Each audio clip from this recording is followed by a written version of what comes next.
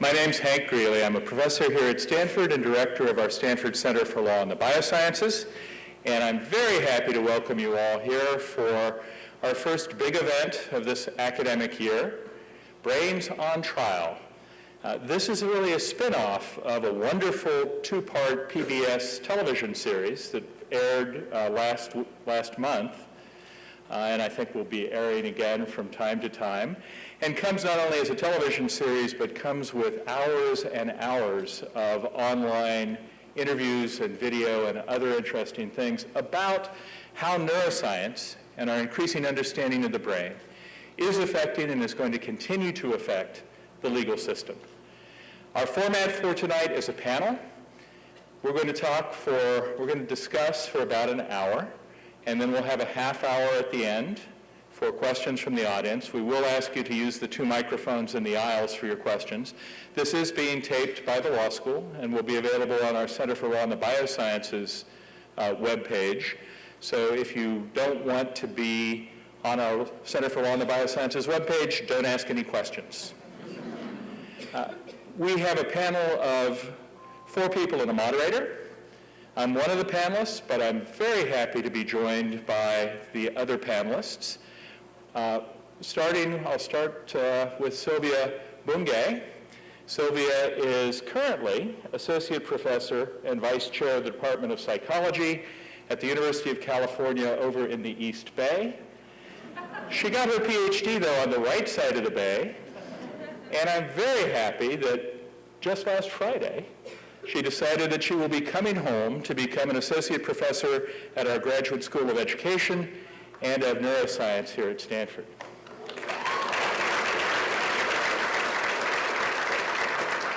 Sylvia's principal focus is on cognition, the processing and development of cognitive abilities. Second panelist is Robert Sapolsky. Robert's the hairy one over at the end. I just lost about 5 inches of hair yesterday to my every 4-month haircut. I was challenging him, but he now reigns as the alpha hair male. Robert is the John A. and Cynthia Fry Gunn Professor and Professor of Neurology and Neurological Sciences and of Neurosurgery at Stanford. Despite all that, he does really interesting stuff. He is one of the few people I know who is both a wet lab scientist, where he studies the molecular biology of stress, and a field primatologist, regularly going to Africa to study wild baboons. Whether the baboons give him more stress or he gives the baboons more stress, we don't yet know. Our third panelist, or our fourth panelist after me, is Anthony Wagner. Anthony is a professor in the Stanford Department of Psychology, and he is co-director of the Stanford Center for Cognitive and Neurobiological Imaging. So if you ever walk past the Psych building in the quad and you feel a strong magnetic attraction, that's because of the MRI machine that they have down by the Thai restaurant in the basement of the psychology building. Anthony is a leading expert on memory, particularly on how it is retrieved and how it is formed. And he's also responsible for various undergrads and other research subjects wandering around campus from time to time with cameras on their chest. Finally, our moderator is Alan Alda. Alan has been very active for the last 2 decades at least in promoting communication of science. And also not just promoting communication of science through various television shows and other things, but as one of the inspirations for the Center for Communicating Science at Stony Brook, at the State University of New York at Stony Brook, really focusing in a way that I think is wonderful on figuring out how better to get people in this world so heavily affected by science to understand what the science is. He's had other careers as well. He's been involved in the entertainment industry as a writer and a director, and I believe he has acted some. I know one of his roles was as a Stanford Law School graduate, as Arnold Vinnick in West Wing, Senator Vinnick. And then he played an army surgeon someplace in Korea for a while. So I'm going to shut up now and turn things over to Alan to lead our discussion of Brains on Trial. Thank you.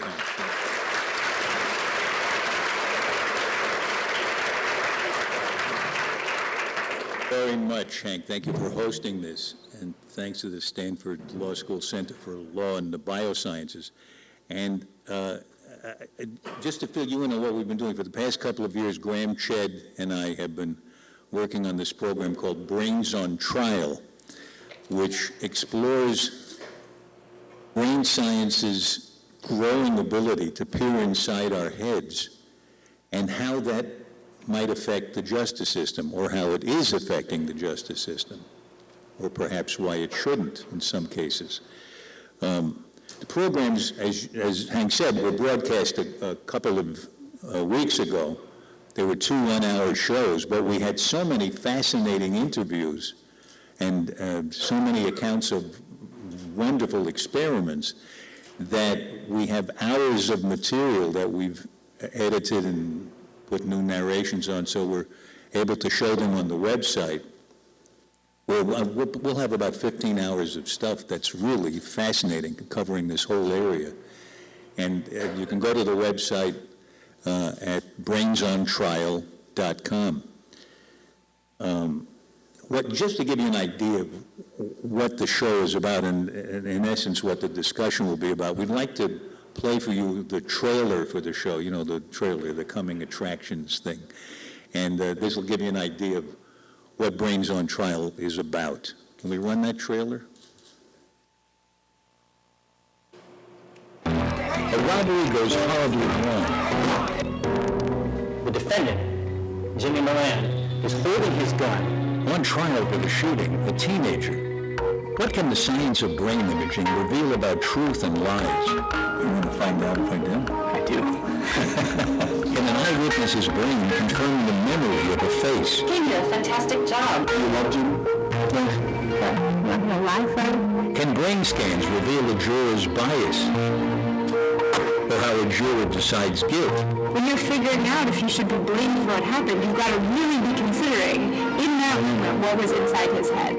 And could a brain be primed to reveal guilty knowledge? As the judge ponders punishment, He didn't intend to do it. He didn't take aim. He didn't pause. It just happened in an instant. how responsible is Jimmy for a split-second decision when his brain is still incomplete and his friend's presence raises the stakes? She was my life, and I miss her very much. Is he truly remorseful?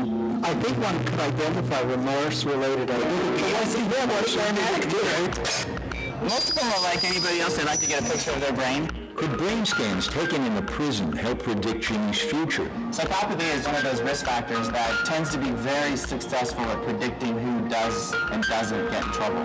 And when deciding a sentence, how do judges use their brains? I'm trying to be a human being first. I'm Alan Alda. I'll see you in court.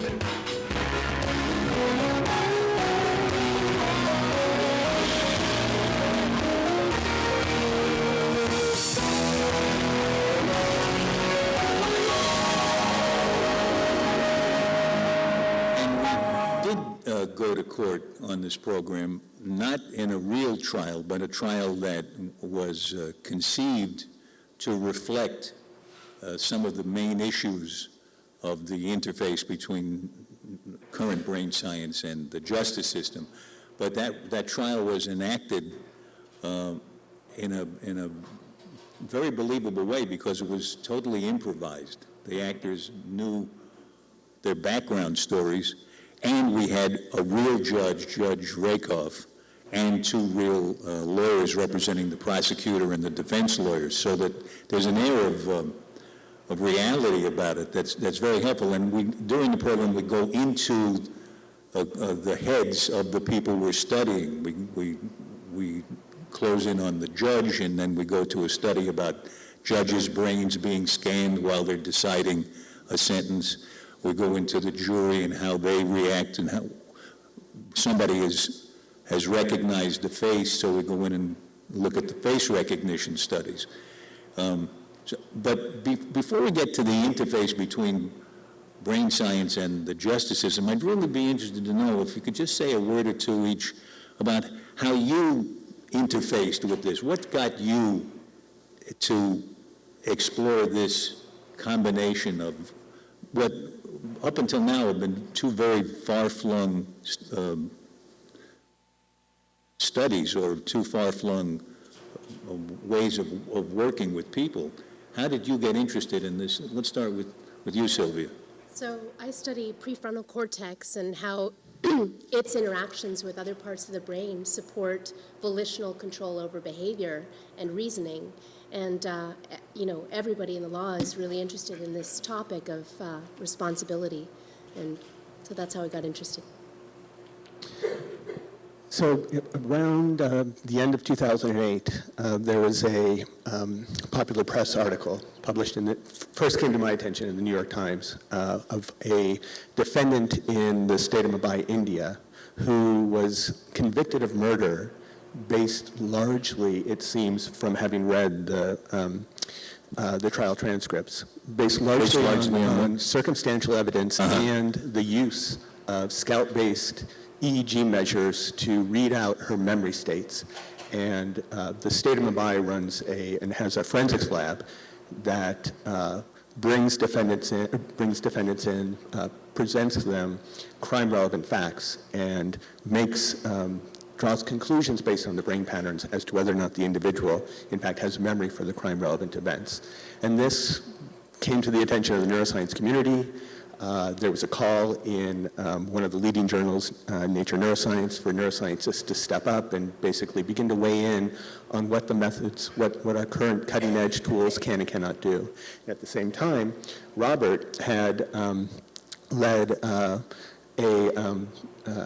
sort of a proposal to the MacArthur Foundation to bring together legal scholars, judges, neuroscientists, philosophers, to begin to wrestle with this interface between, or this emerging interface between neuroscience and the law.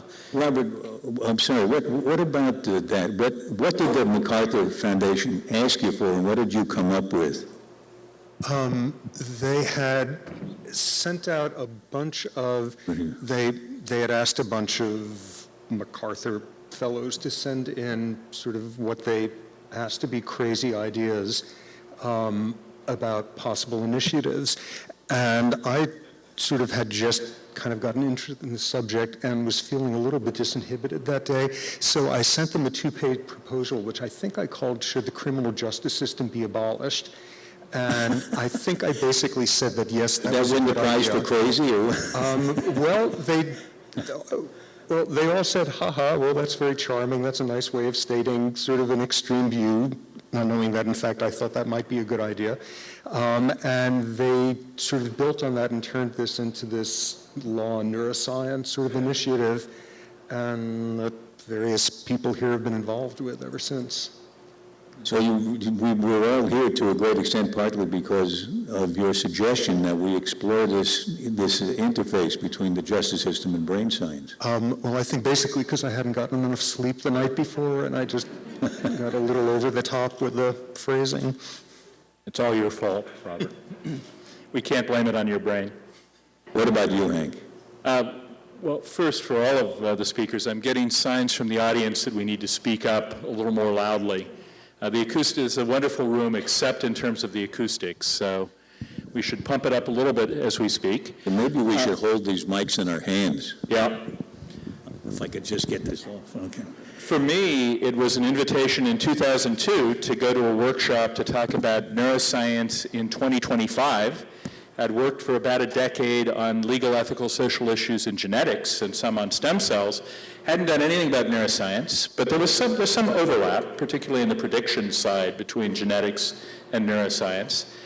I started reading up on it to prepare for this workshop, and I fell in love with the neuroscience. It's particularly then, it was a really exciting era, an era that continues to be exciting, but the burgeoning field of functional magnetic resonance imaging was really putting out findings that no one could have imagined coming, with clear implications for society. So for me, it was an invitation, a somewhat chance invitation, I think, that led me to a field that I said, this is going to make genetics look simple, and nobody's going to figure it out during my lifetime. I'm not going to be out of work. Well, one of the most immediately controversial issues about the ability to scan brains is the question of whether or not a brain scan can tell if you're lying. So we went to a company called CFOS that was marketing MRI lie detection, and they wanted to see if they could catch me in telling a lie. So I was told, before I went into the scanner, I was told to take from a drawer either a ring or a watch. Here's what happened.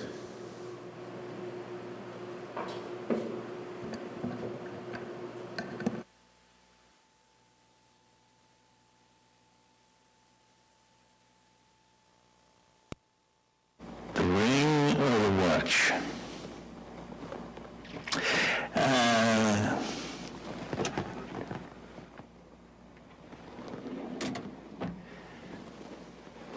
I'm really tempted to take them both. Is the ring in your locker? No. Did you take the ring? No. Did you steal the ring? No. Was the ring stolen? No. Did you hide the ring? No. Did you steal the Next ring? came a practice session when I honed my skill at denying everything, which of course meant that half the time I'm lying. Did you put the ring in your locker? No. Did you leave the ring in the drawer? Yes. Did the ring stay in the drawer? Yes. Was the ring removed from the drawer? Not by me. Did you hide the watch in your locker? No. Did you remove a watch from the drawer? No. Did you steal a watch from the drawer? You gotta get a rubber hose, you know? It's going much faster. This right here is the keypad. Now it's time for the brain scan. The keypad will allow me to answer yes or no as the questions are projected onto a screen above my face. While I'm in the scanner, you get the pleasure of seeing my brain revealed. This is a structural scan. But once the questions start coming, the machine will be making repeated scans to see how different parts of my brain are responding as I answer. This type of brain scan is called a functional MRI, and it's the key technology we'll be encountering as we explore how neuroscientists are probing brains. The scanner creates images of multiple slices through the brain, picking out regions where a cluster of nerve cells, among the several billion in the brain, is working especially hard. Harder working cells need more blood to fuel them. This extra blood flowing through the nest of capillaries surrounding the nerve cells generates a magnetic signal. And it's this signal, an indirect measure of nerve cell activity, that the fMRI machine detects and displays. What do you think I took out of the drawer? The computer made the determination that you took the ring. Uh-huh. You want to find out if I did? I do.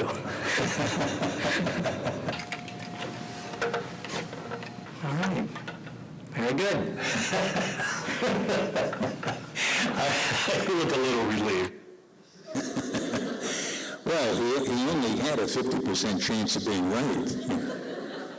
And we should point out that Steve Lakin, a few months after we filmed that scene, no longer has been offering fMRI lie detection, but there is a company in California called No Lie MRI, a snappy name, and they do offer lie detection services using the fMRI machine.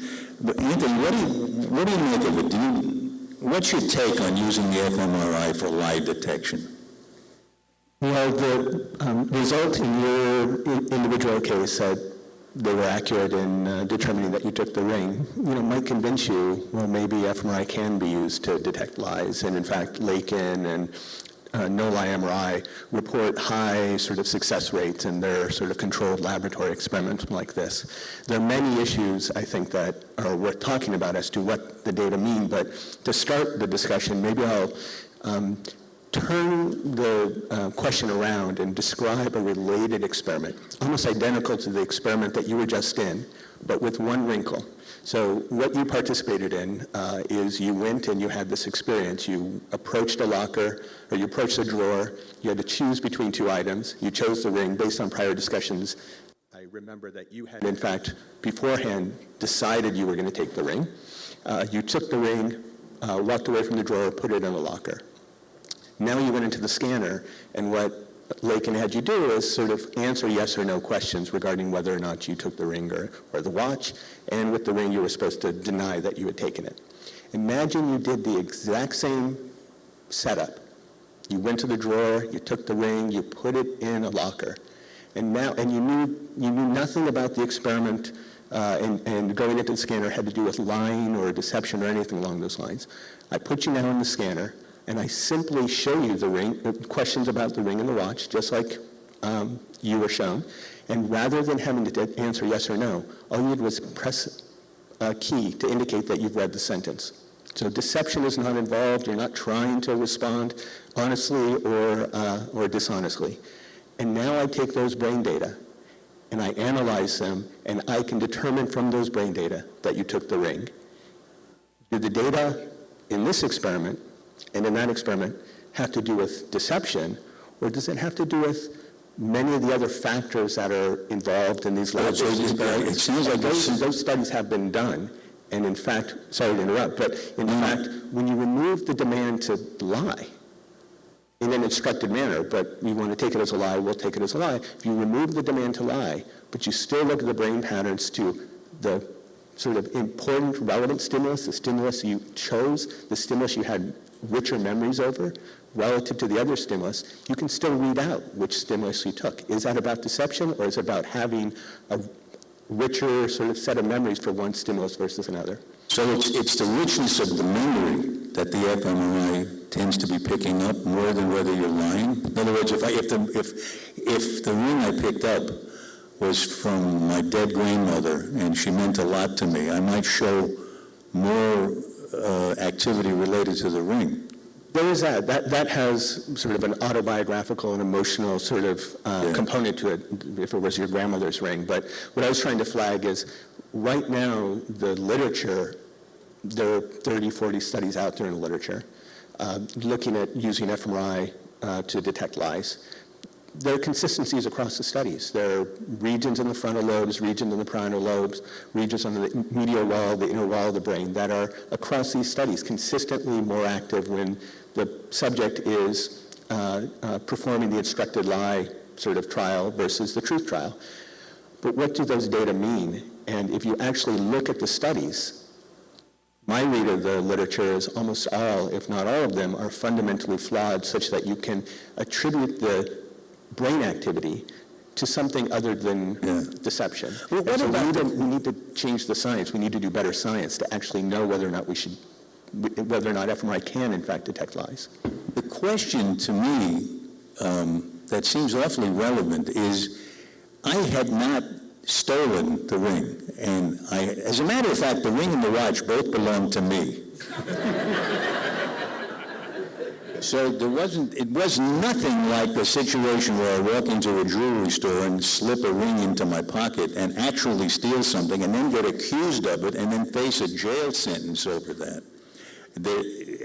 Wouldn't they be picking up a whole other set of signals if that were true? Right, so that's a great point that opens up a whole set of other questions that have yet to be answered through controlled studies. So the controlled studies, I'm sort of arguing, are flawed in an important way, such that they may not have to do with deception. But even if you take them at face value, that they in fact are telling us something about neural correlates of deception, there are a whole host of other questions, such as the lab experiments. There's no real-world stakes. You can't actually ethically do the real-world experiment in a laboratory where the outcome of the subject's response has real sort of jeopardy for them. If they can sort of successfully deceive versus not deceive in the real world, that has a lot of real-world outcome stakes for them, right?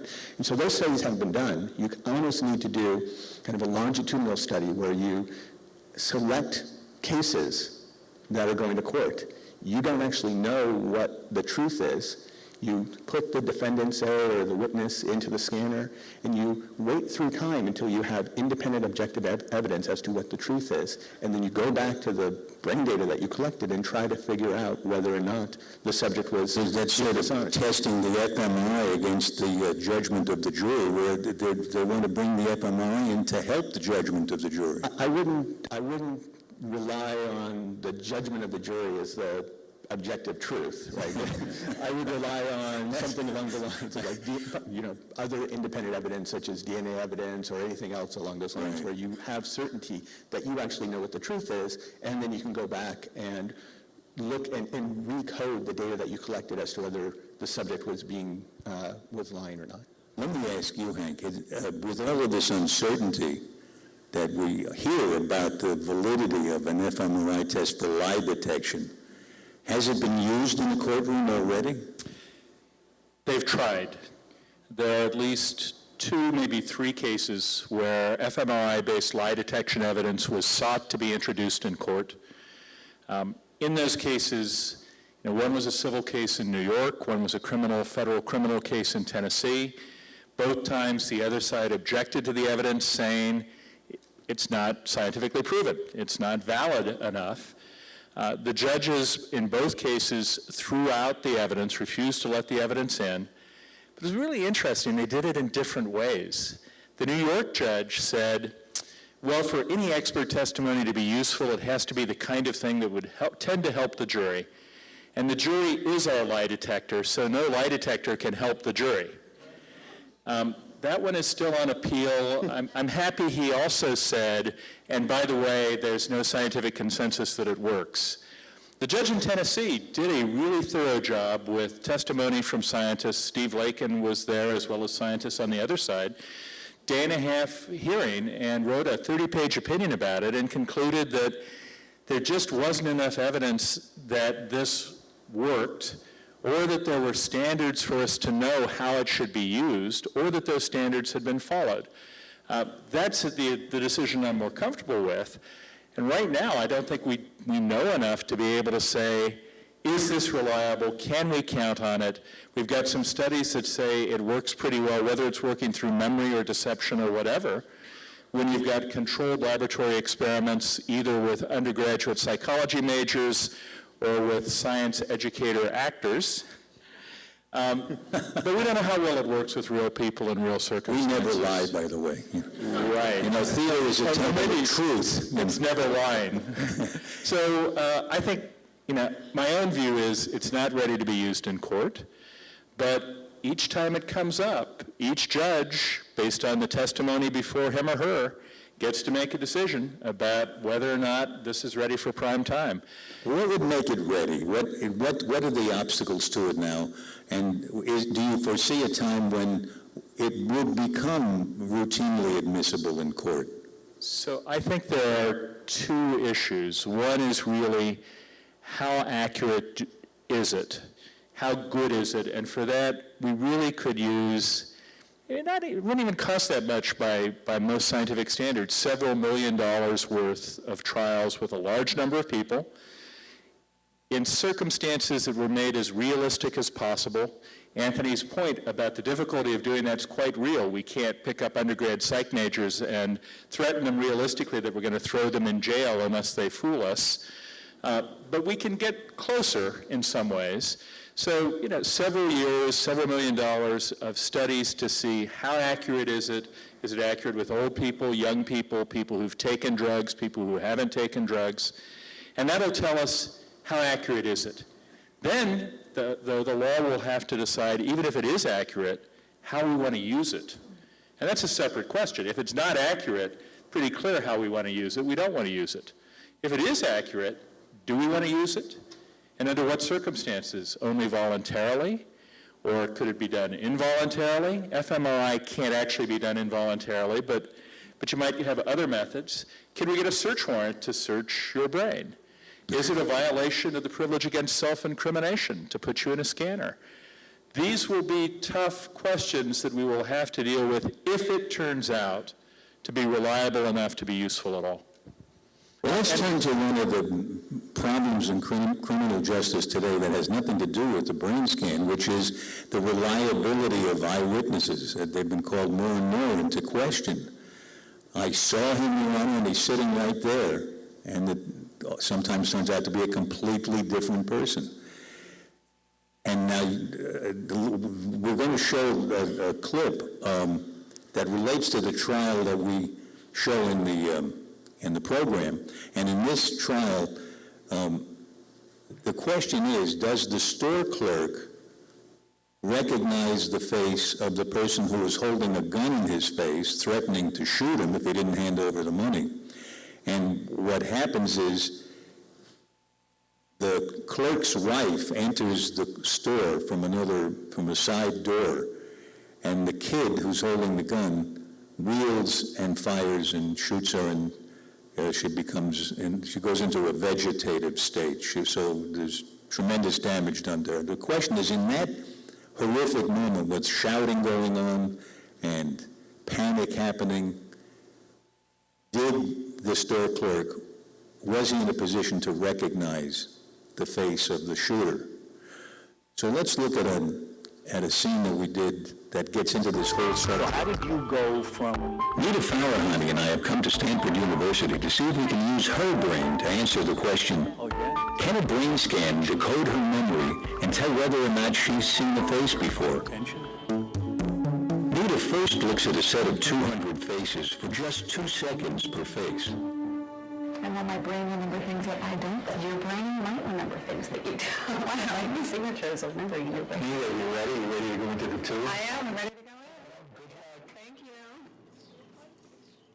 Nita settles in for what will be over 2 hours in the MRI machine, while I get to watch with the memory recorder's inventor, Stanford's Anthony Widener. She's going to have to decide for each face on the screen while she's in the scanner, does she recognize it as a face she'd recently seen, or is it not? Okay, Nita, so this is where we're going to be collecting the brain data of whether you are remembering or whether you're seeing a brand new face. This time, Nita again sees each face for just 2 seconds, then gets 8 seconds to decide if it's new or familiar. Meanwhile, the MRI is taking scans 2 seconds apart. Are you looking into her brain, specifically focusing on certain areas, or are you looking at patterns of activity all over the brain? For this study, we're looking at patterns of activity all over the brain. We could look at specific areas, but what we're doing is we're looking at patterns throughout the brain. Every face she's encountering is generating this complex pattern of activity. So does that mean that when she recognizes a face that she's seen before, consciously recognizes it, that's a pattern that shows up pretty much any time she recognizes a face that she's seen before? Any time is a strong statement. Okay. I will a lot of the time. Yeah. So the work that we've done thus far, what we've shown is that on average about 80% of the time, Well, that's a lot. we can accurately classify an old face that's recognized as old and distinguish that pattern from a new face that's perceived as novel. It sounds like a fingerprint of recognition, not a fingerprint of a face, but of recognition. That's right. I think what we're looking at is the neural fingerprint or the neural patterns associated with the conscious experience of recognizing a stimulus like a face. That begins to crack open the door. Maybe you would be tempted to use this in a real world. Exactly.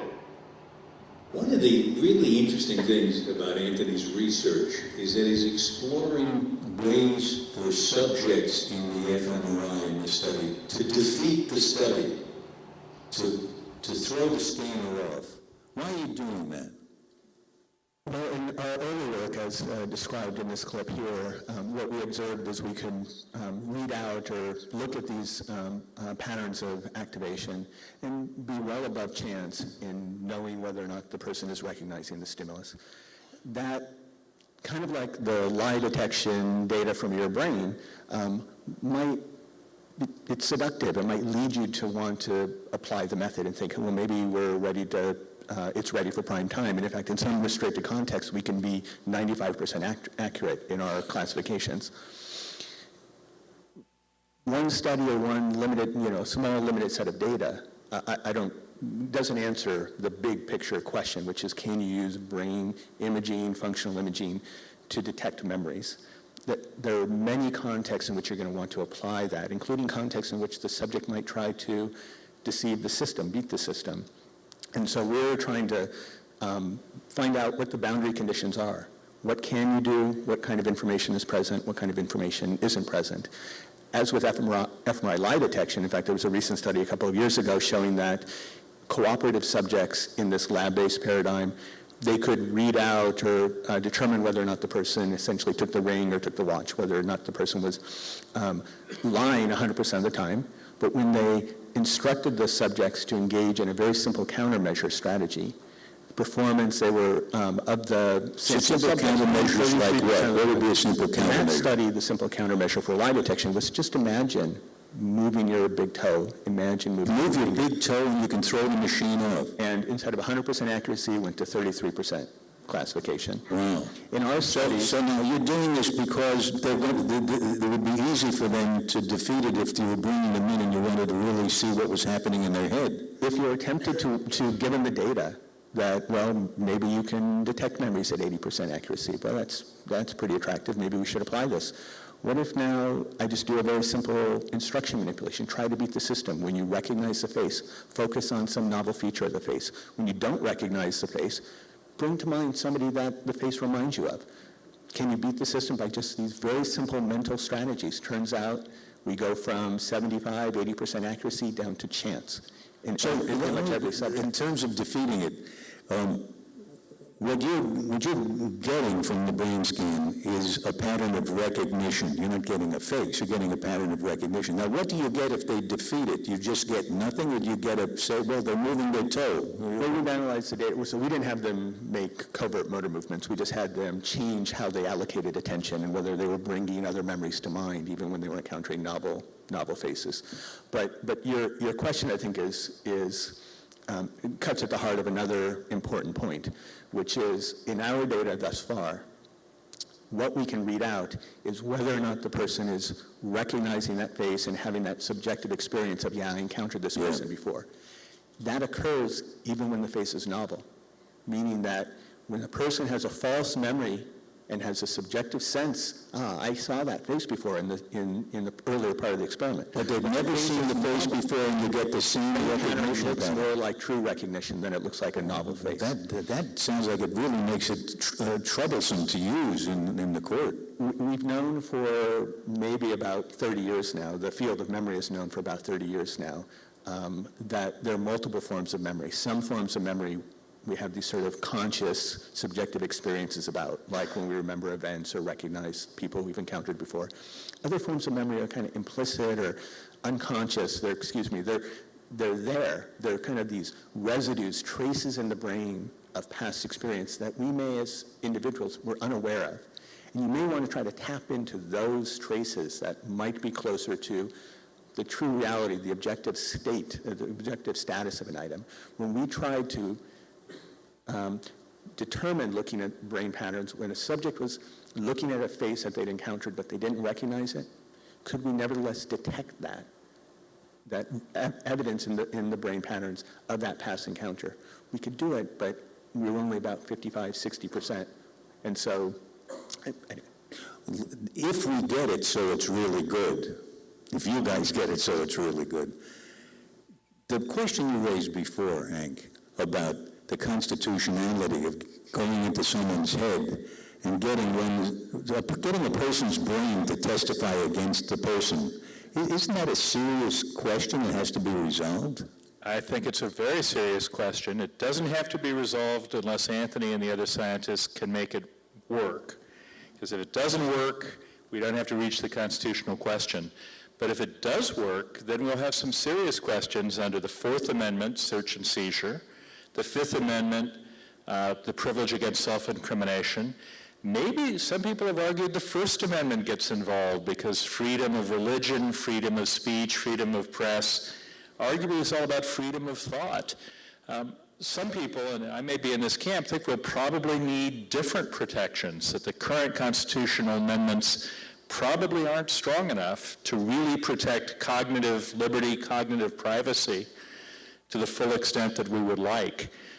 So basically, if you believe, as neuroscientists do, that our subjective mental states, what we're thinking and feeling and experiencing, is a product of physical states of our brain, and if we get good enough at reading those physical states of the brain and correlating them with those feelings, there'll be all sorts of possibilities, from detecting pain to detecting which presidential candidates you like. There's already a business of neuromarketing, of focus groups in scanners, all of which will raise questions about can we keep private what's going on inside our skulls? And that's going to be challenging, constitutionally, legally, if the science plays out that way. And if you look at the program, or if you look at the program on the web, or look at some of the hours of extra material we have there, you can get very scared about this point. I suppose you shouldn't get too scared until the process improves. But there we show experiments where the experimenter can tell what letter the subject is thinking of, where a fuzzy picture can be printed out by the computer of the picture the subject is thinking of. So it gets, at least in its most kind of inflammatory view of it, there's the real thought on the part of the viewer, the average person watching this, who thinks we must be very close to reading people's minds. And if that's true, or if that gets good enough, then those worries that you're expressing really become serious, don't they? Yeah, and I guess I should add the other worry, even if the science doesn't get good enough, if legislators or judges or employers or spouses or partners or others think it's good enough, I mean, we have a robust system of law. Our constitutional protections are good, maybe not perfect, but in, say, put a scanner in North Korea, and I have no idea how that information might be used, whether or not it was scientifically ready. And we've already got the example in a democracy, India. This couple was convicted of murder on evidence that, frankly, is below flaky, and they're still in jail. Actually, they're out on bail, but they're on appeal. And along the lines of believing it's good enough, apparently it's useful right now, just as the, let's say, fMRI lie detection, just like what is the other lie detection, polygraph, yeah. The polygraph is useful because somebody might think you can tell if he's lying, and that might lead to a confession. So I suppose there are some uses for this even before it becomes, but if it's not useful, if it doesn't work, and it's brought into the court prematurely, it sounds like a lot of damage could occur. Yep, and one of the things to be really careful of is there'll be a lot of people who will tell you that it works, particularly people who want to sell the service. We need to be, and at some point they may well be right, but we need to be skeptical, and scientists need to be willing to volunteer to be expert witnesses in these cases to try to keep this stuff from being adopted too soon. One of the points that we make on the program is that these studies, and correct me if I'm wrong on this, these studies generally work as averages of many scans of many people. And the individual's activity in his or her brain is liable to be different from the average. And this is something worth thinking about when you talk about culpability or sentencing, I imagine, that kind of thing. Let's get a little more insight into it by looking at this clip. This question, whether a brain scan could ever truly plumb someone's mind if they were out to defeat it, is central to whether neuroscience will ever have a role in the courtroom in making judgments about individuals. But the insights of neuroscience into the teenage brain do help explain why young people in general can engage in foolish and dangerous acts. We saw from Jay Gee's studies that a brain like Jimmy's is likely still to be incompletely wired up. From Bea Luna that a teenage brain is unready for the prep work needed to avoid making split-second mistakes, especially in emotionally charged situations. And from Larry Steinberg that reward centers in the teenage brain can be put into high gear when friends are around. All of which raises the question, are we in danger of saying that, as far as culpability is concerned, that he's not really guilty, his brain may be? Yeah, and I think that's one of the more important sort of debates about how neuroscience can inform the law. That you don't want to get to the level of making the separation of my brain made me do it and not me. That's why I'm always saying it should never be the critical aspect of the law, which is an ethical issue. It should just be an informative piece, as many other informative pieces might be. So I don't think that we can sort of use it as an excuse to not be accountable, but I think it can influence what we do moving forward, what sort of environment they should be in that keeps society safe, but that the probably worst imaginable would be to put them in with other people that are older and criminals, because this is a time when the brain is looking for peers and modeling to know what to do. Sylvia, you have done an enormous amount of work on the development of the brain. And there's a real question, isn't there, about when you get into sentencing, it's agreed by everyone, by the jury, for instance, that let's say the kid in our trial is guilty. Then you get into sentencing and you have to figure out what's the best sentence for a still developing brain. That's exactly right. And I'm actually glad that you skipped over the issue of responsibility here, which is such a thorny one when it comes to neuroscience, because everyone's brain ultimately led to their behavior, right? We can trace it back to molecules, molecular interactions if we wanted to, and we can debate with the philosophers till the cows come home about free will and responsibility. But when it comes to sentencing for juveniles, that's really a critical issue. And you know, maybe you're a retributivist, I doubt you are, maybe you're utilitarian.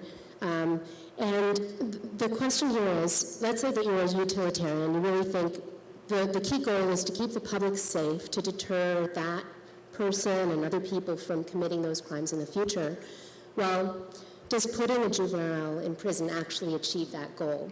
By putting a child in prison, you're turning that person toward more crime, is that what you're saying? That's right. So, and when I say a child, really, I mean even an 18-year-old whose brain is not yet fully developed. I mean, there are statistics showing that prison is criminogenic. It causes crime. And actually, if you think about it, you think about all we know about neuroscience and how to build a healthy brain, and it's almost as though people sat around and tried to figure out, let's figure out how best to make sure that this juvenile ends up reoffending, ends up coming back here. So we have the perfect system for that. Perfect storm. We have, psychosocial deprivation, cognitive deprivation. We have negative peer influences in the prison environment, abuse. All of these things have been shown to prevent prefrontal cortex and other parts of the brain from developing normally. And these are the brain regions that are important for reasoning and for controlling impulses and for planning ahead. And so, you have to wonder if you take a half-baked brain and you I mean, I don't know, I hope I'm not being too offensive here, but I think that we're not giving these children the chance that they have to succeed. And the crime rates bear that out, essentially. So a teenager who's offended, who's put into an educational program is much less likely to recidivate, but one who's put into prison is actually much more likely to reoffend. Have we lost the concept that we had for a while that rehabilitation was a worthy goal and something that was possible and something we should actually try to get? Is that out the window now? So it seems to me, and Hank will want to weigh in here, but it seems to me that rehabilitation has become a bad word in the legal system, and I think it's because it's never worked really before. But this is an area where neuroscience is actually helping to lead the way, and Anthony, we can discuss this as well. But there is pretty good evidence for brain plasticity that continues through adolescence, through adulthood even, and there are some studies now showing that even in a short period of time, you can shape the brain. You can, to some extent, see changes. We have data of our own on that. One of the scientists on the show who takes a mobile scanner to prisons and scans psychopaths has told me that there's a program that if they can catch, they have a special term for it, but it's in a way incipient psychopathy. Well, I forget what the real term is, but they don't want to call young people psychopaths. They don't want to label them.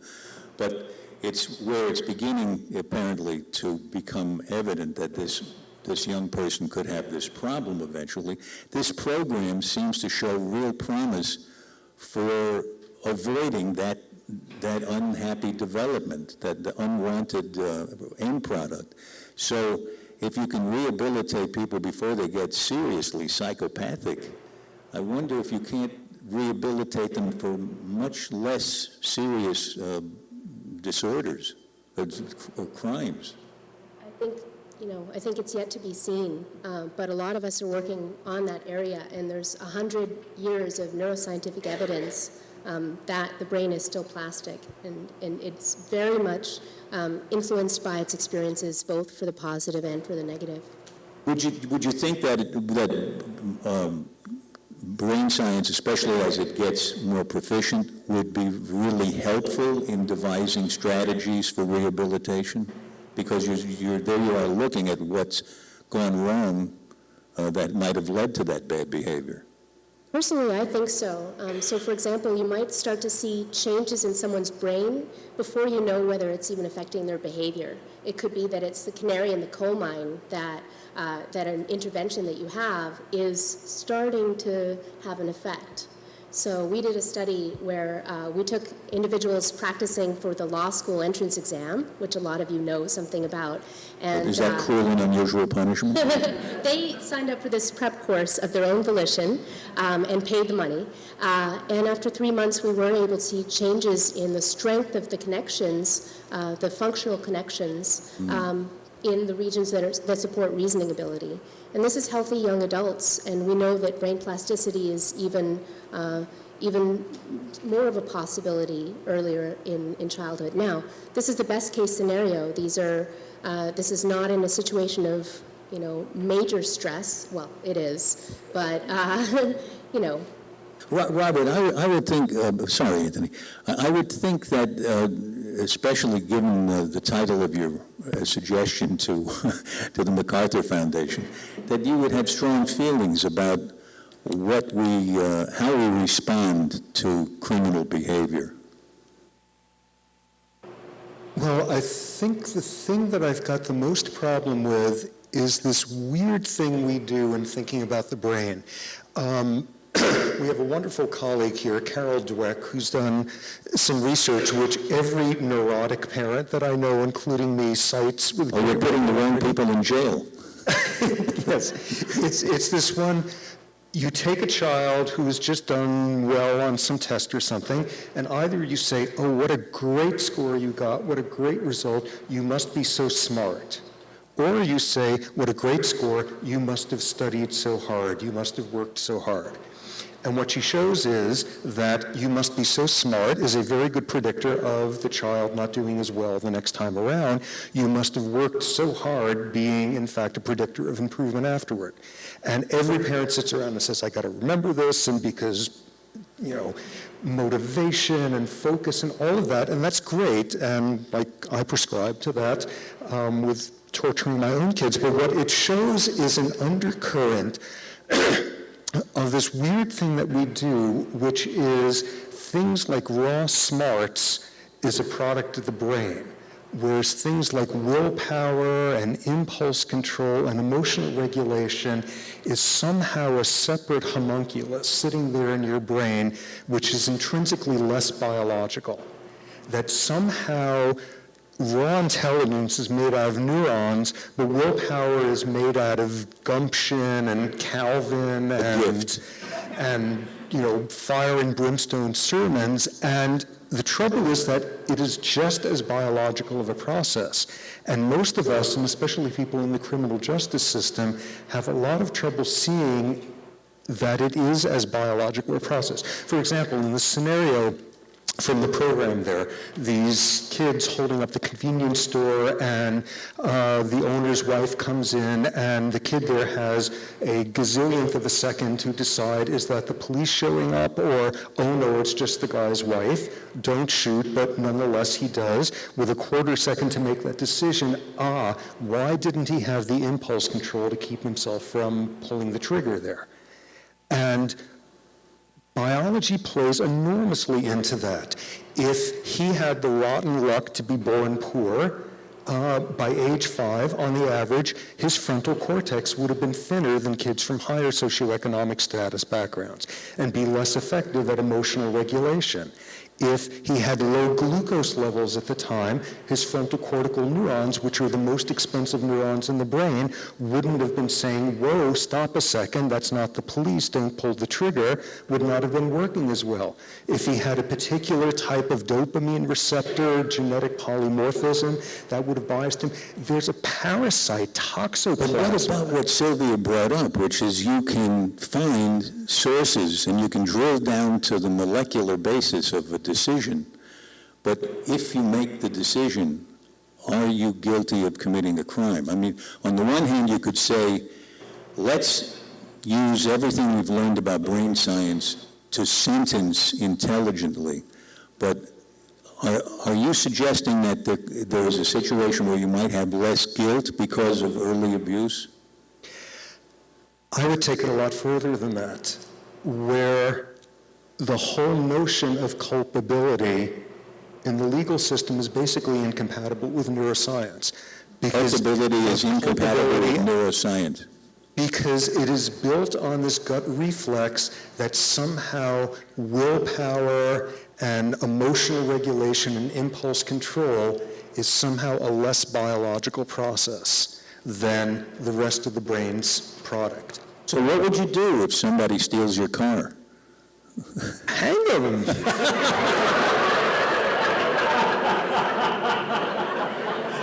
Oh, I didn't get that from what you said. I'm sorry. I may have spoken out of context there. No, I mean, there is in every society a sense of retribution, even a sense of vengeance, and also the idea that I keep seeing sometimes in what seem to me inappropriate places, that you have a debt to society. And sometimes, do you have a debt to society if you commit something totally not under your own control? I mean, you're out of your head in one way or another. But all of these different versions, like debt to society, like retribution, they lead to incarceration. Now, are you saying they shouldn't? Oh, absolutely not. And at the end of the day, what we do with people may not be a whole lot different than what we do now. But if you get to the point of viewing it instead as, if a car's brake is not working, you got to get it off the road. Mm-mm. And that is not a moral judgment. That is a operational one. And I always thought if you get them off the road, you get them into a prison, it ought to be more like a prison-hospital-school, where you actually make an effort to redevelop that person if it's at all possible. But Sylvia, is some of this truncated development or damaged development, is that irreparable in some cases? I'm sure it is irreparable in some cases, but we don't yet know the limits. We don't know exactly where the limits are, and I don't think that we've come anywhere close to reaching them. Well, so is the lawyer on the panel. I have to say that I know some neuroscientists and some philosophers who agree with Robert on neuroscience making the criminal justice system, in some respects, disappear. I don't know any lawyers who think that. Although I think the difference between the two of us actually isn't as great as that sounds. I mean, for one thing, the criminal justice system isn't just to punish people for doing evil things, but part of it is to deter them from doing bad things in the future, or to deter other people from doing those bad things in the future. Part of it is just to put them someplace where they can't hurt anybody other than other prisoners and the occasional guard. Who may not deserve it, by the way. Right, but part of it is also the hope of rehabilitation. So criminal justice isn't just about retribution, it's about a lot of different things, and like everything in government and law, it's a not very logical historical mishmash of different motives. On the other hand, I mean, it is true that to the extent we can figure out better ways of treating people or ways of accomplishing these ends that don't involve nasty, brutish prisons, nasty, brutish, and expensive prisons, we can move to that. And I'm not sure that we lawyers would care, well, some of us would, but I don't know that most of us would care all that deeply whether we called you guilty or called you sick and then proceeded to do the same sorts of things to you, well, things to you that would have the same deterrent effects and the same incapacitation effects and the same rehabilitation effects. So the idea of guilt, I think, is a serious symbolic issue here. I'm not sure how important ultimately it will be if the neuroscience can prove up some of the claims we think it ultimately will. What do you think about that, Sylvia? Well, I think there is a fundamental difference between believing someone's evil and believing someone needs help and is mentally ill. And I'm not saying that I want to do away with the current legal system at all. I'm just saying that we need to think about different options at sentencing that may not be widespread right now.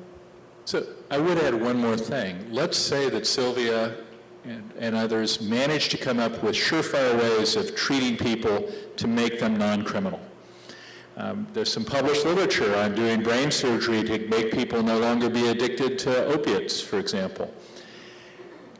Nothing is all good or all bad in this. It would be a great thing to be able to treat people to make them not criminal, but should we force them to those treatments if they don't want them? If somebody says, no, I'll go to prison, I want to continue to be a nasty SOB, can the judge say, sorry, you're sentenced to brain surgery, period?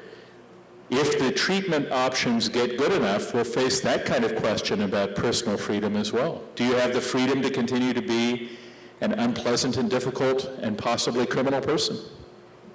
Not you personally. Did I totally drive that thought out of your head, Anthony? I did? Oh, I'm sorry. Well, yeah, go ahead. But you ought to use the microphone. I do want to, at some point, I feel at times in our discussion, I'm contributing to this, that there's expressions of concern about the use of neuroscience. And at one point in this conversation, I want to highlight, and I wanted to pivot off of one of the things that you had said, because we're about to get questions from the audience. The power and the potential benefits that neuroscience might ultimately bring. And one, you had described some of the work that Kent Keel was telling you about the early sort of yet to be classified sociopaths. And one could sort of put that work or that class of applications in a broader class, which is the notion of neuroprediction. A colleague of mine, Brian Wendell, who studies notion of what? Neuroprediction, using neuroscience to do better tracking of individuals to figure out, is this person going to benefit from this particular, say, reading intervention that will help them help them with their dyslexia, versus this person who may not benefit from that particular track, but may benefit from a different track. And I think many of us hope that over the long term, there are many applications of neuroscience that will benefit society. And the concerns right now that are being expressed, I think, in terms of early application of neuroscience for the law, and I'm expressing them quite a bit, hopefully won't be cold water on the tremendous promise that these classes of data will have, I think, hold for society. You raise an interesting point, because in making this program, we were very sensitive, I think Graham and I both were, to the feelings of neuroscientists themselves and to members of the justice system, all of whom felt there's tremendous potential in these studies of brain science, and there may be a tremendous usefulness stemming from these studies in the justice system, but that it's premature now. And to bring them into the court prematurely would not only be bad for the justice system, but bad for the science, because it would start to get a black eye, perhaps, and the understanding of the way the brain works, which is so profound and so interesting now compared to just a few years ago, and how far it'll extend in the future, is something you don't want to get in the way of by advertising that it can do something it can't do at the moment. Wouldn't you say? Agreed. Great. You must have some questions that have been, pardon my back on this side of the room. I couldn't talk to them if I didn't see them. But, oh, you look so nice. How nice to talk to you. You must have come up with some questions. Yes, sir. But they had two microphones, one on each side. Go ahead. I'm curious what degree of reliability you would want to see from these fMRI things and so forth before they become somewhat tempting, as opposed to just bringing in 12 poor people from the street and asking them to decide what the truth is. That's a really good question, and we don't have a really good answer to it. There is no particular legal standard that says you have to be 99% accurate, 99.9% accurate, 90% accurate.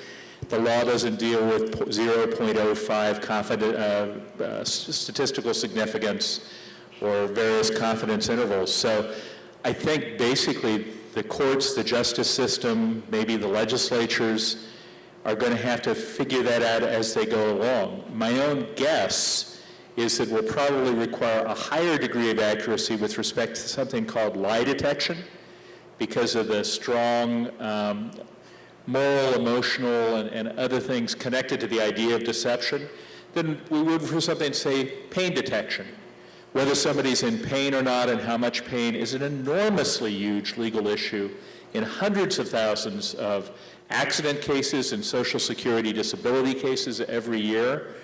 If we could, do something that was 80% accurate or 80% sensitive and 80% specific, that's probably better than we're doing now, and that would be tempting. So I think it's probably going to depend on the technologies, the particular uses and applications. It'll be less than 100%. I hope it'll be well more than 50%. I was going to, Fred Schauer at the University of Virginia Law School, in fact, took this question up, and as I've been involved over the last 5 to 7 years in the MacArthur Network on Law and Neuroscience, there's sort of a culture clash between kind of what scientists might expect the standards to be and perhaps what the courts might be comfortable with. And Fred advocated and has actually published a piece that basically says, could bad science be, I think it's titled, Can Bad Science Be Good Evidence, or something along those lines, basically said that scientists need to sort of step back. That's not the context in which the data are going to be considered. It's within the context of the courts, where the courts are making decisions based on incredibly noisy, low sensitivity, specificity data. And with respect, I would in fact think perhaps a little bit of a pushback to Hank with respect to lie detection. If we're making determinations as jurors about whether or not a particular witness is being honest or deceptive, based on other biases that we are bringing to the table, even if you've got this noisy measure, maybe it's 65% accurate, is that actually better data than the data that the jurors might be drawing on? And that was his point. And so I don't know if there's not going to be a single, I fully agree with Hank that there's not going to be a singular answer to that. It will very much depend upon the nature of the application, the context, et cetera.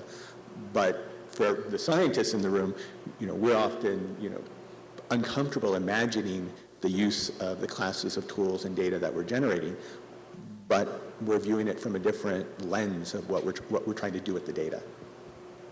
That's wrong. How about this side?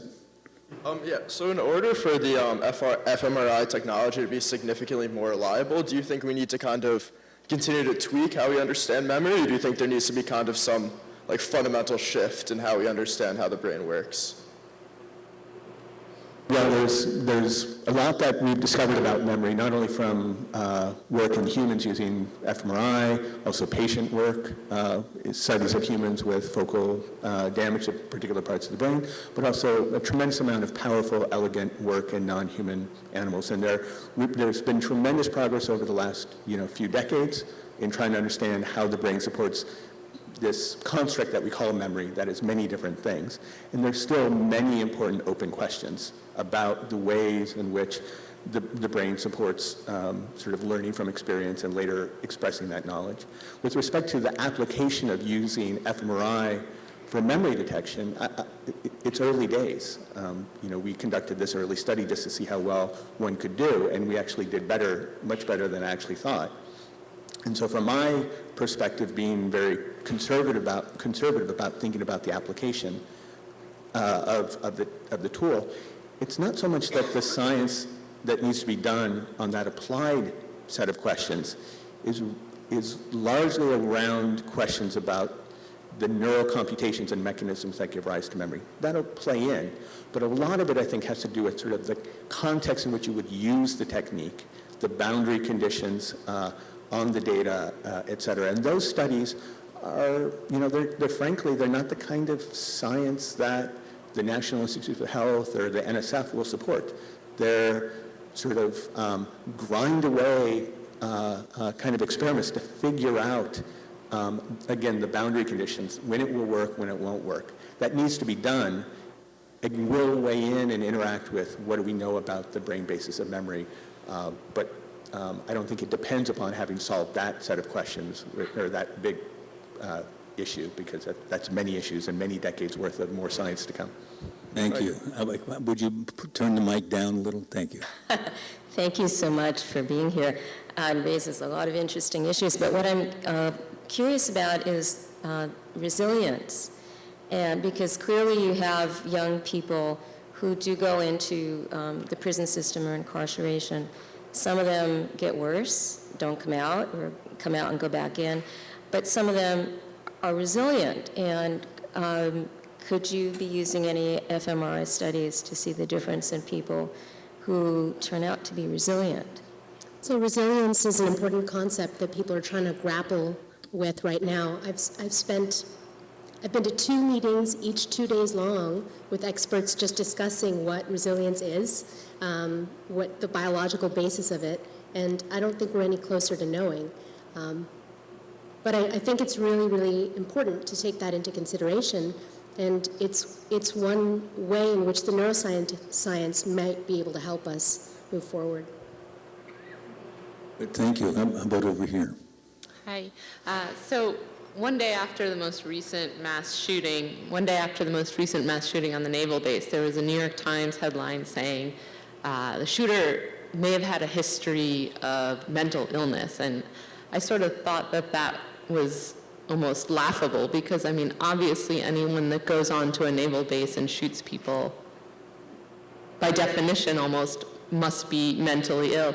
But I feel like this brings up this question of why is it that when we can give someone a diagnosable label, schizophrenia, this is something that we can diagnose and can give some sort of label to, then that person may be not guilty by reason of insanity. But getting back to Dr. Sapolsky's arguments, if the reason that they've committed their crime is because of a history of abuse or of poverty or of in utero exposure to some damaging chemical or any other number of things that we don't understand, then that's too bad for them and they're guilty because of, we don't exactly understand how those things contributed over the course of their lifetime to the decisions that they came to. And how is the legal system going to be able to, currently those are 2 very different avenues, but to me, as a neuroscientist or even just as a person, it doesn't really seem like there's all that much of difference there. Hank, are there 2 standards that ought to be brought together? There are 2 different universes that intersect in awkward ways. So just being diagnosed as schizophrenic is not an excuse from a criminal charge. You won't necessarily be found not guilty by reason of insanity, even if 17 psychiatrists all agree that you're schizophrenic. The law's definition of insanity is different from psychiatry's definitions of insanity, and it's changed over time. So in part after John Hinckley's attempted assassination of Ronald Reagan. Our definitions of insanity, the insanity defense in the United States got a lot tighter.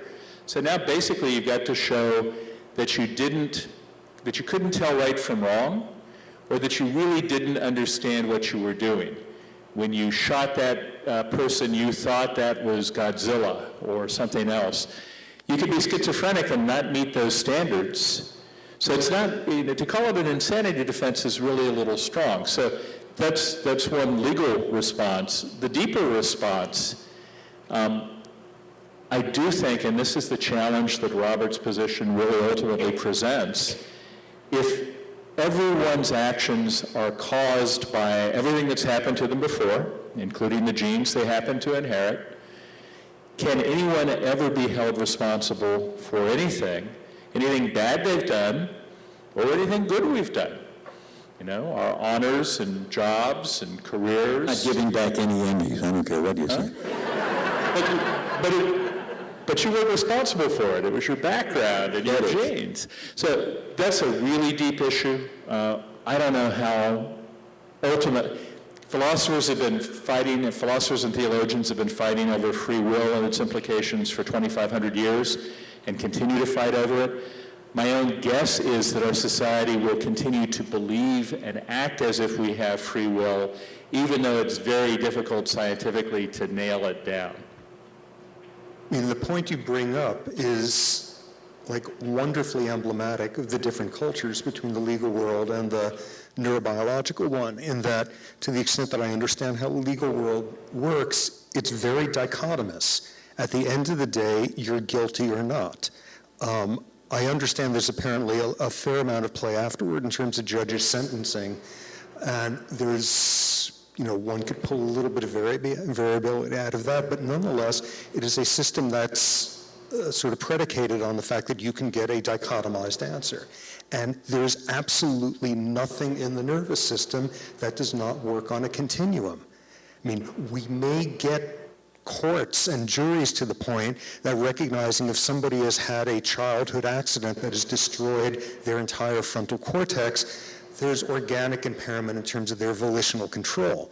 But then, that being accomplished 150 years into neuroscience, getting some traction on that issue, it'll be another 150 years till we figure out what about somebody who's gotten frontal damage that destroys 99% of their frontal cortex, and then 98%, and it's all on a continuum, and the biology does not get dichotomized. And that's exactly one of the points that just makes the two approaches so incompatible.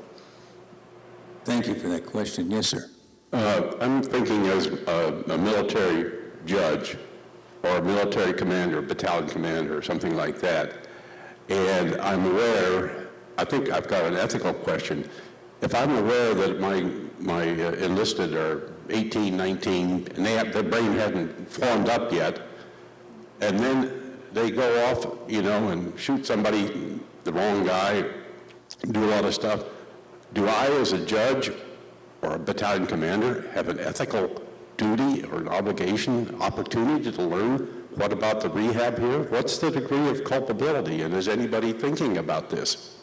I think we need to take it one step even further back, which is, should we be sending 18-year-olds out to war? Are they even ready to take that difficult They're good at running up hills.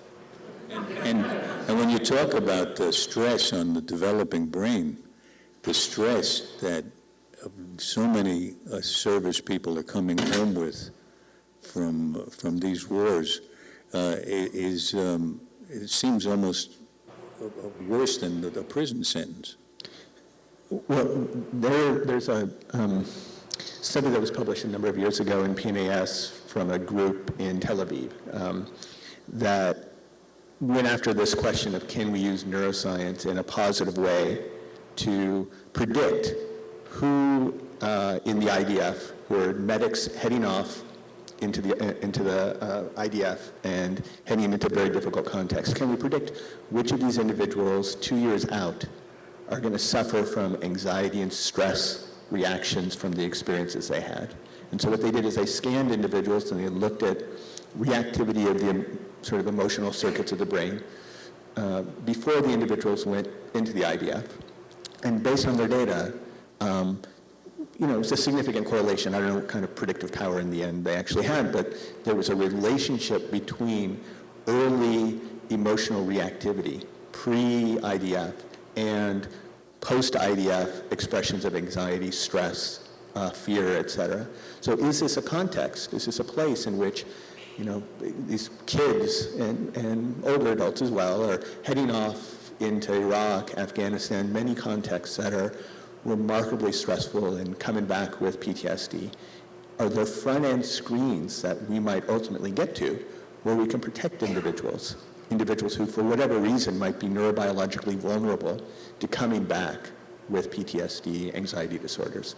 We're not there yet, but wouldn't that be great if we could? Hank. I think this is a great example of a place where neuroscience can and actually already has done some good. It's a little perverse in a way because it's playing on this distinction between mind and brain that Robert already points out our culture is so deeply into without any real scientific basis. Ultimately, it's all brain. It's all neurons and firing and so on. But we used to think that those soldiers were cowards. It was shell shock and General Patton will slap them and it'll all be okay. And now that you can say, no, it's something with this long name, PTSD, and we can sometimes see some brain changes and we can see that it's biological, not mental, I think those people are now being treated a lot better and a lot more appropriately. Ironically, kind of because we still believe in the mental-physical dichotomy, the brain-mind dichotomy, and now we've moved them onto the brain side so we don't blame them as much. Which is exactly what happened with PTSD. Up until the early 90s, it just had this sort of stench of a psychosomatic disorder, back to when it was combat fatigue, and then neuroimaging in the early 90s showed that combat vets with PTSD have atrophy of the hippocampus. And whoa, you can hold up a picture of somebody's brain. And finally, all sorts of people were convinced. And of course, the caustic thing you had to think at that point is if you look at somebody whose life is destroyed by their PTSD, and it doesn't occur to you before that there's something desperately wrong with their brain, there's something desperately wrong with your brain. Nonetheless, that was a major turning point for disability decisions about PTSD. And there's a power in suddenly saying, oh, it's biological. It's kind of like the teenage stuff. I've had teenagers. You didn't really need brain scans to know that teenagers don't always think well. But having brain scans that show that show their differences in their brain, suddenly the U.S. Supreme Court decides 3 constitutional cases in favor of juvenile defendants, in part, not clear how much, but in part because you can show brain scans with myelination patterns. Well, here's what I don't understand. We're talking about war, we're talking about the impulsivity of youth, the idea that you don't need a brain scan to know that teenagers don't always think clearly. And yet, with all the impulsiveness of youth, it's not young people who send them off to war. They make rational decisions that turn out to be, in many cases, if not most or all cases, disastrous. They're certainly disastrous. They may be remedial, but they're disastrous. I think you're studying the wrong group. The thing is they're premeditated disasters. They did a lot of work to come up with those wrong decisions in each of those cases. I think that the question is, can they tell the difference between right and wrong? I'm not so sure. Yes, sir. I sort of have a question about the burden. Get a little closer to the mic, I'm sorry. I have a question about the burden that this sort of testing, particularly fMRI testing, may put on the legal system, one that's already pretty overburdened. You hear, even just when you go try and fill balloons with helium these days, that there's a helium shortage, that MRI machines are going to be suffering from that shortage, and then now there's a very much increasing demand, and it seems like all of the panelists here in some sense are looking to a future where there's ubiquitous, scanning and other neuroscientific testing going on. Maybe not. I'm curious from the legal perspective, is there any consideration about when to apply tools like this? I mean, do you apply it for some types of cases and not others, or when there's not evidence to the contrary? And from the neuroscience basis, if you're expecting or not a ubiquitous future, and what on the technological side is going on to enable that, I suppose. So how science is used is always a function, in part at least, of how cheap and easy the technology is. fMRI is not a cheap and easy technology. If you're a criminal defendant and you don't have a lot of money to pay for your own defense, which is almost always the case, your lawyers are going to have to convince a judge that it's worth it to spend the money to get you to the MRI machine, to have a couple of cops take you in handcuffs to the MRI machine and watch you, to get the MRI done, and then pay for the experts to interpret it. That's not cheap, and that's going to be a real constraint. Defense counsel, the public defenders, have limited budgets as well, and they have to make decisions about which of their clients they're going to push for this. Now, if we got a cheaper equivalent way of doing it, we'd see a lot more of it. Right now, Nita Farahani, whose brain we saw, or whose brain image we saw in one of the clips, has been collecting evidence of how often neuroscience gets used in court. She only has evidence for appellate decisions, which is maybe 5% of all cases, the tip of the iceberg and an unrepresentative tip. But for last year, she has data about 2011. It's used about 1,200 times. It was mentioned about 1,200 times in opinions. That's a lot, but that's out of hundreds of thousands of criminal cases. So I don't think it's going to be ubiquitous unless or until it's cheap. But it will put some strain on budgets of courts and public defenders. I think we have time for only a couple of more questions. So let's take one from over here and one from over here, and please excuse us, the other folks who have been waiting. Would you move the mic down so we can hear you better? So I'm a med student, and I'm wondering if you feel there's a duty that physicians and scientists have to be more involved in these types of conversations about the law and how we can do that. I think the answer is yes, and this is coming from somebody who early on when the early fMRI lie detection cases popped up, I was approached to weigh in on them, and sort of chose not to and recommended others, but I've kind of changed my view on this, and I've changed my view on it partly through behind the scenes interacting with the legal players, say the prosecutor who is being presented with some printout, some report that's now just been filed by a defendant trying to get in fMRI lie detection data. And the prosecutor, what is this fMRI? I don't know what this is. And it's our responsibility, I think, as scientists to assist, to play that role.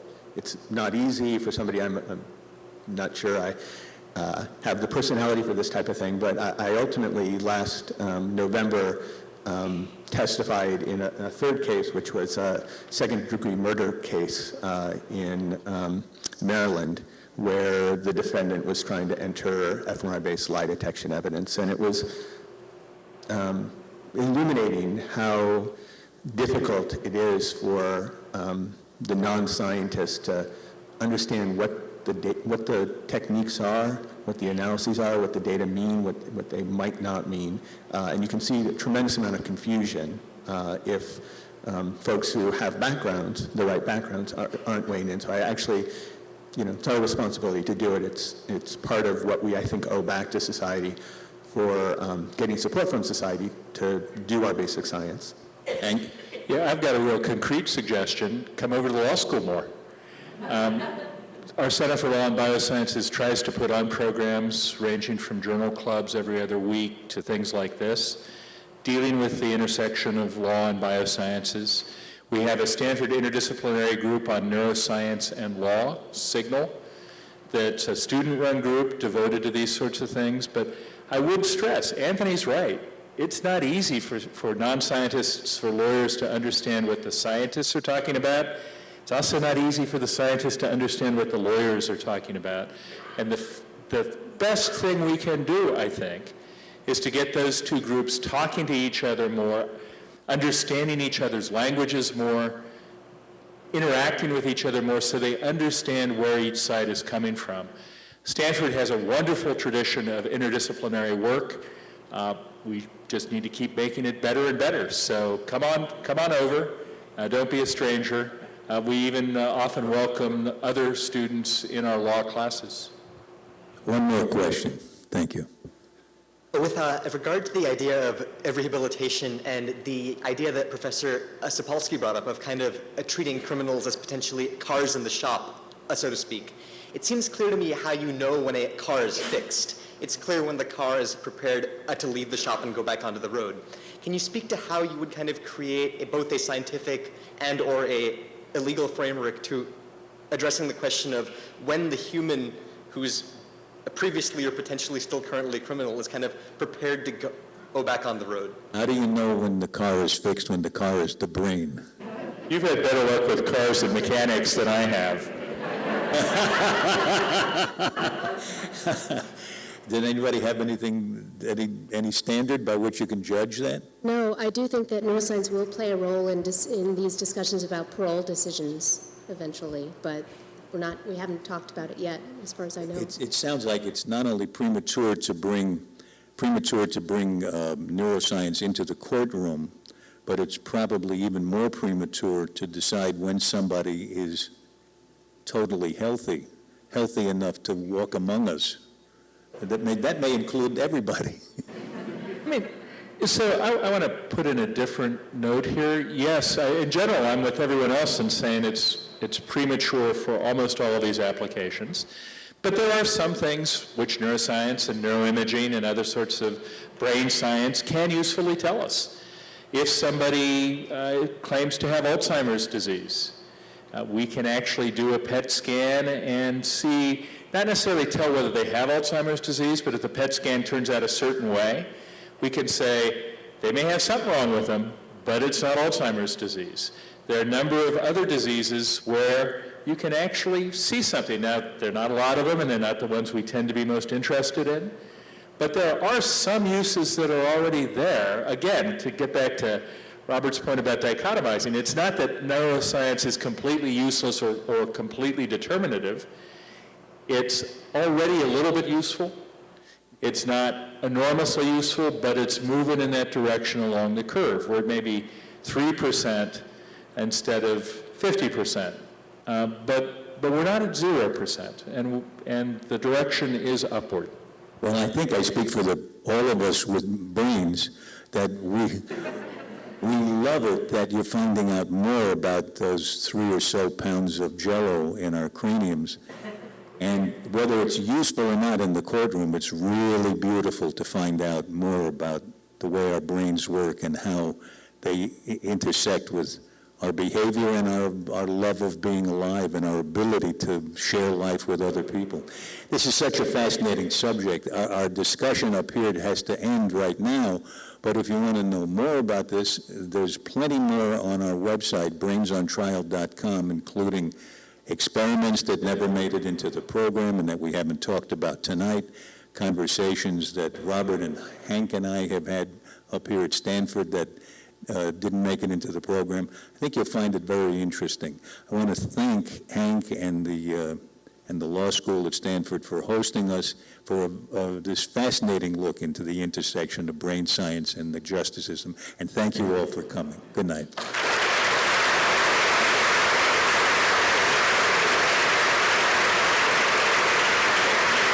Two more things to do. One is to particularly thank Alan and Graham Chedd, who is the producer in this wonderful series.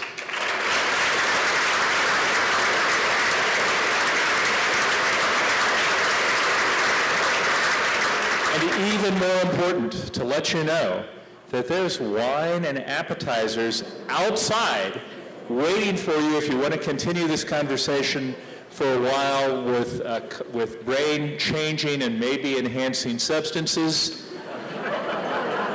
Outside the door, there'll be some. Please eat them because otherwise they'll go to waste. Thank you so much for coming.